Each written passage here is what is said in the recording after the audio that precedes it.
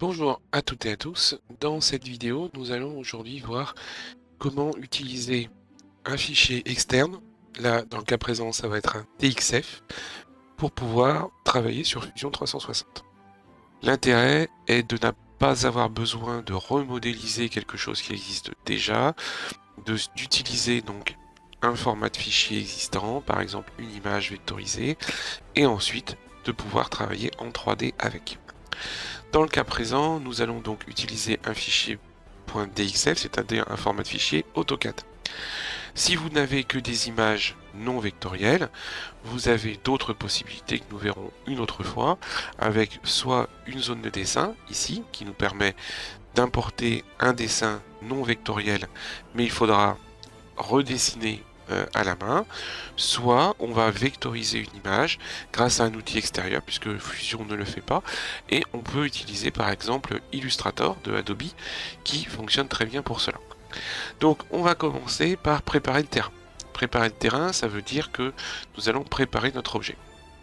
On va se mettre sur le haut, je vais créer une esquisse sur la face du haut, et sur cette esquisse, je vais créer une ligne qui va me servir de référence. Donc je vais faire une ligne, construction, voilà, et je vais ainsi indiquer la dimension maximale que je veux utiliser pour mon objet. Là je vais faire un objet circulaire et j'ai une imprimante format Delta, dans l'imprimante 3D Delta, donc qui elle aussi fonctionne en circulaire. Ce qui veut dire que logiquement je vais pouvoir utiliser une grosse majorité de mon plateau. Bien entendu, il faut s'adapter à votre plateau.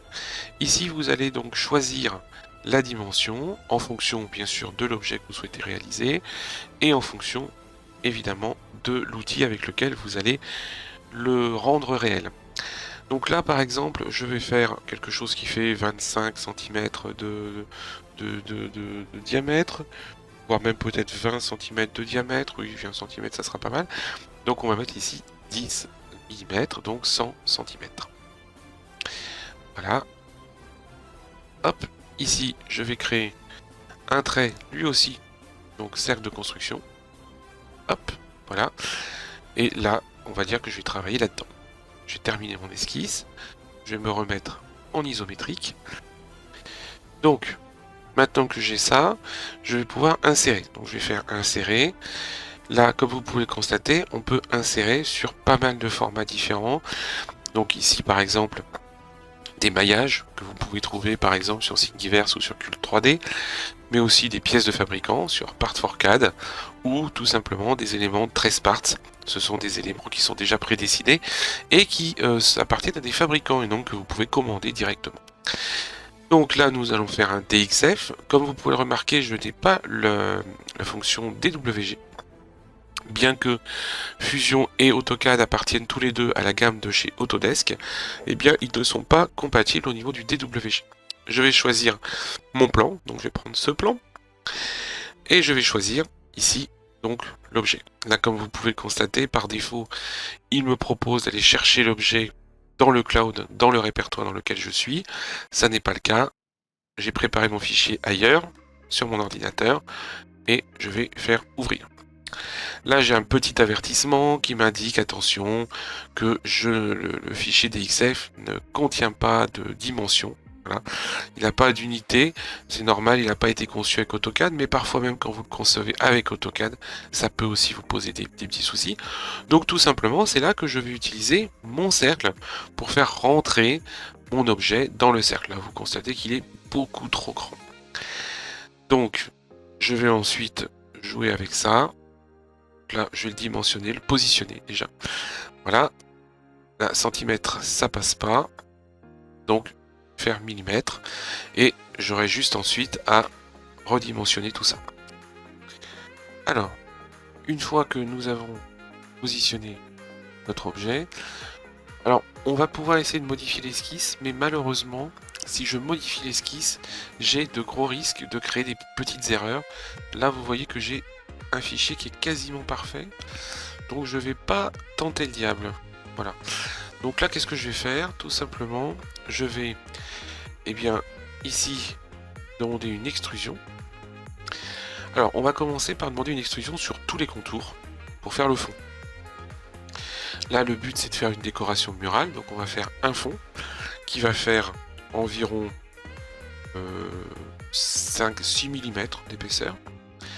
Et ensuite, on va faire des contours supérieurs qui sont plus gros. Donc, on va faire 6 mm d'épaisseur. Donc là, ok, distance 6 mm. C'est forcément un nouveau corps puisque on n'a pas pour l'instant d'objet volumique. Voilà. Mon esquisse disparaît, c'est automatique, donc je fais réapparaître mon esquisse et je redemande une deuxième extrusion pour la partie qui est ici. Alors là, c'est pas facile, comme vous pouvez le constater, je peux pas sélectionner. Il y avait deux solutions possibles. La première solution, c'est finalement de faire l'extrusion ici vers le bas, de façon à garder l'esquisse, mais il n'y a pas de souci si vous n'avez pas pensé à le faire. Vous masquez le corps, vous sélectionnez les éléments que vous souhaitez mettre en apparence. Voilà. Et tout simplement, je vais leur mettre une dimension supplémentaire de 12 mm. Je réactive le corps. Là-dessus, Fusion fonctionne un petit peu comme AutoCAD, c'est-à-dire que lorsqu'il ne voit pas quelque chose, le quelque chose n'existe pas. Donc là, j'active ce corps. Il me propose de couper, ce que je ne veux pas faire. Je fais joindre. Et là, je vais voir apparaître quelque chose qui va augmenter.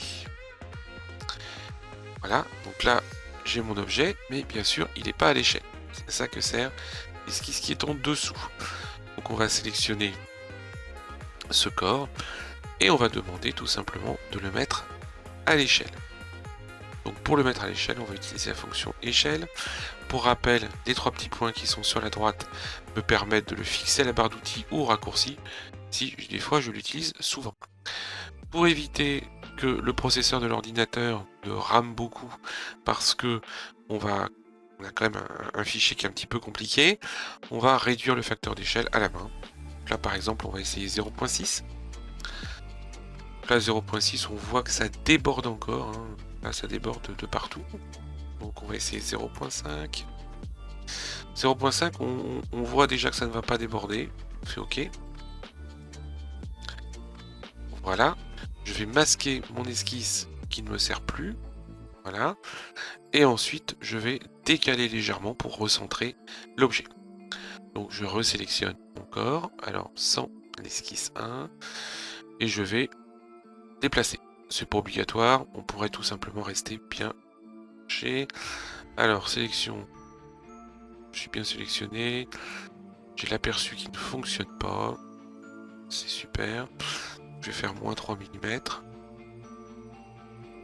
Je vais faire OK. Voilà. OK. Avec mon esquisse, ça n'a pas déplacé du tout. Très bien. OK. Voilà. Je vais remettre mon esquisse pour la voir. Ah, je suis presque parfait. Moins 12, peut-être, moins 11. Moins 11. Oh, moins 11, c'est même bon, hein. Voilà. Je suis à l'intérieur, tout va bien. Je regarde en 3D ce que ça donne. Donc là, on voit bien qu'on a bien nos deux éléments. Et puis, on pourrait légèrement... Alors, on va regarder ce que ça va donner comme ça. C'est peut-être pas assez... assez épais. On va peut-être l'épaissir un petit peu. Donc pour l'épaissir un petit peu, il n'y a pas de souci. On va sélectionner cette face. Et tout simplement, je vais demander d'extruder la face. Voilà, Fusion ne pose pas de problème pour le faire. Voilà, ça fait beaucoup, 10 mm. On va faire 4 mm. Voilà. Et voilà, on a notre objet. Si maintenant, je souhaite que cet objet soit accrochable au mur, je peux par exemple lui mettre un petit arceau en haut, que je m'aurais modélisé. Sinon, si je veux juste qu'il soit collé au mur, et bien tout simplement, je vais juste faire comme ça. Maintenant, on va le préparer pour l'impression. Avant ça, il va falloir l'enregistrer. Donc là, on va l'enregistrer. Jack Mural. Je fais enregistrer. Voilà, j'attends que ça soit V1. Hop, c'est bon, je suis en V1. Et maintenant, j'ai plus qu'à préparer ça pour l'impression. Donc je vais lancer Orca Slicer. Donc je vais lancer Orca Slicer, qui est mon slicer pour mon imprimante. Et je vais préparer mon fichier. Pendant qu'Orca Slicer se lance, on va faire impression 3D. J'ai beaucoup d'éléments qui sont circulaires, donc je vais éviter le STL. En revanche, on a le OBJ qui fonctionne plutôt bien, donc autant s'en servir. Type d'unité millimètre, affinement personnalisé. Je l'avais déjà paramétré préalablement, donc je ne vais pas le changer et je ne vais pas envoyer à l'utilitaire, je vais juste le faire OK. Je sélectionne l'objet que je souhaite mettre en place et je fais OK. Alors, voilà. Donc ensuite, j'enregistre Jack Skellington mural, c'est parfait. Je peux aussi, si je le souhaite, il y a une autre méthode qui consisterait à faire des objets différents. C'est-à-dire que lorsque on a fait ici notre extrusion, j'aurais très bien pu faire des extrusions noires sur fond blanc et on a juste à coller. On va voir ça également. Donc là, je l'ai fait et je vais proposer une autre version.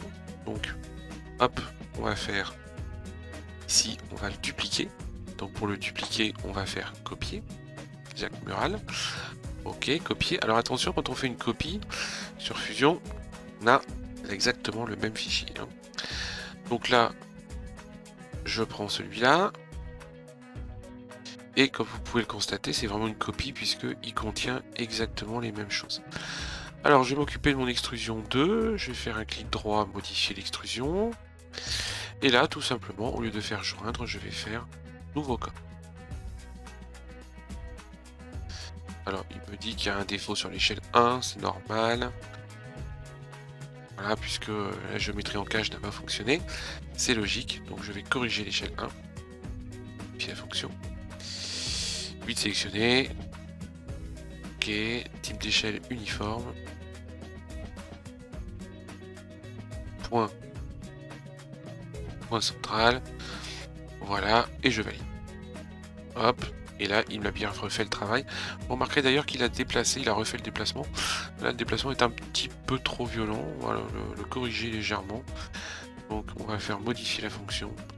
Et on va redécaler légèrement vers la droite. Voilà. Alors, peut-être pas de 10.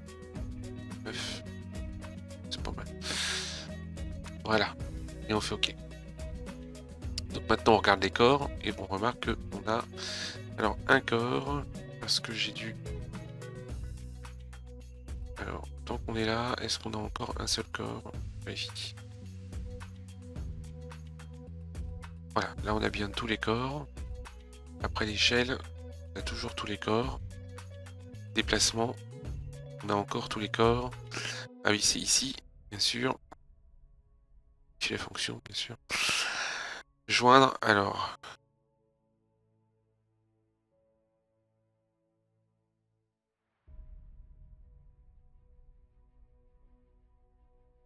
Voilà. Et là, on va prendre ces deux corps-là. Et on va les assembler. Combiner. Ok. Et on récupère bien autant de corps qu'on en a besoin. Là, maintenant, j'ai plein d'objets. Voilà. Ok. Et donc, ce que l'on va faire, c'est on va préparer pour faire l'assemblage. Donc, pour faire l'assemblage, on va préparer notre objet. Donc là, ici, je vais supprimer, enfin masquer le corps. Alors, le premier corps, ça va être celui-là, corps 9, voilà. Je vais sélectionner tous ces corps et je vais les extruder légèrement vers le bas.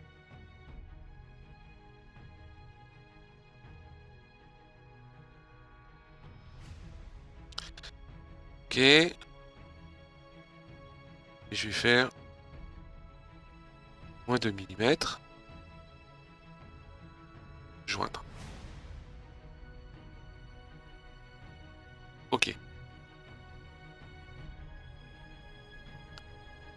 Maintenant, tous ces corps sont trop grands de 2 mm vers le bas. Je vais réactiver ce corps. Je vais maintenant tout sélectionner et faire combiner. Donc là, alors on va remettre les choses dans l'ordre parce que voilà, celui-ci, non, corps cible c'est celui-là, et armature c'est toutes les autres. Voilà, 7 c'est bon. Opération, couper. Alors j'ai fait une petite bêtise, j'ai oublié de faire conserver les outils. Évidemment, hop, voilà. Et là si vous regardez bien que j'enlève les corps, alors c'est pas celui-là.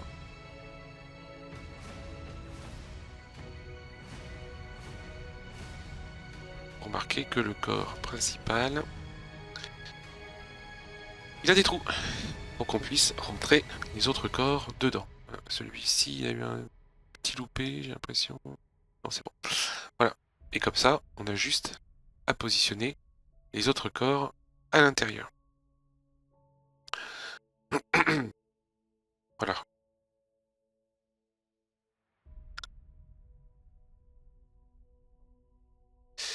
Ok, ça c'est fait. Et donc maintenant, on n'a plus qu'à envoyer à l'impression. Alors, pourquoi j'ai fait deux versions différentes? Tout simplement parce que la version que nous avons ici, c'est si vous souhaitez le faire en une pièce et ensuite le peindre, ou utiliser par exemple une imprimante type Bamboo Lab qui est capable d'imprimer en plusieurs couleurs, soit vous utilisez cette version et vous imprimez tout le fond en blanc et tous ces petits éléments en noir, tout simplement.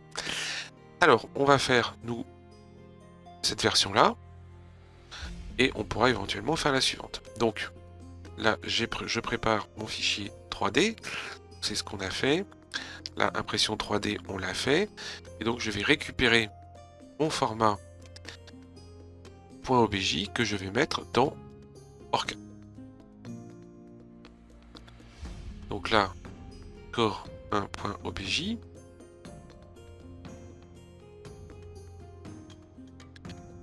Alors comme souvent avec Fusion, le corps c'est pas mis dans le bon sens.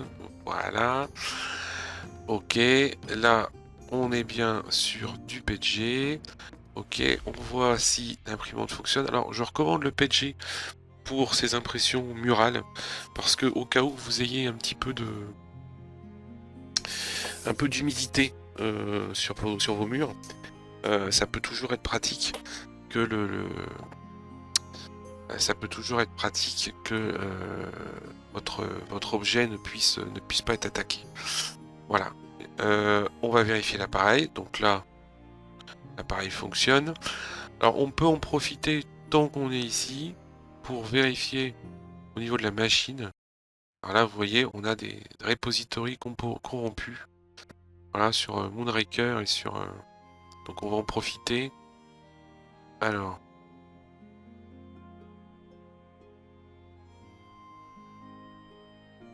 Donc là, on en profite pour refaire la mise à jour de l'imprimante.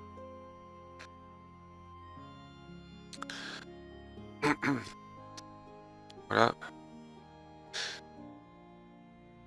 Tant que ça se reconnecte. Voilà, hop. Alors, donc le système, ce sont les paquets du système d'exploitation de l'imprimante. Clipper, c'est le fichier de départ. Voilà. Clipper Screen, c'est ce qui vous permet de voir le fonctionnement à l'écran. Et Moonraker, c'est ce qui vous permet de communiquer avec votre ordinateur via le réseau. Donc là, l'interface que vous voyez actuellement à l'écran, c'est Moonraker. Donc là, il est en train de remettre à jour. Alors ces petites histoires de fichiers corrompus, ça arrive assez souvent. Voilà, lorsque l'imprimante n'a pas réussi à se connecter correctement. Donc là, vous voyez, il va faire un cloning de l'information et il va tout simplement recorriger ça. Voilà, hop. Là, il termine Clipper. Donc logiquement, on va avoir un reboot de Clipper.